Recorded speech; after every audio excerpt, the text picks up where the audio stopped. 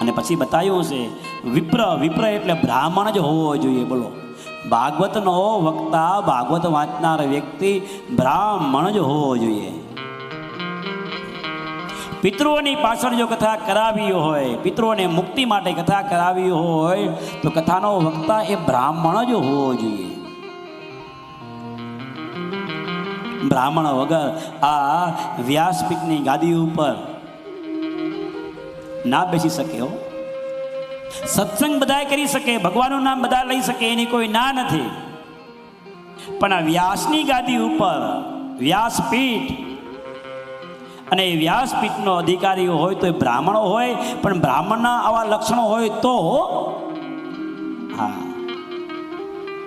એ બ્રાહ્મણ કેવો હોવો જોઈએ? તો કે વેદને ભણેલો હોવો જોઈએ. વેદ શાસ્ત્ર વિશુદ્ધિકૃત હોય, વેદને શાસ્ત્રને પુરાણોને ભણેલો હોવો જોઈએ.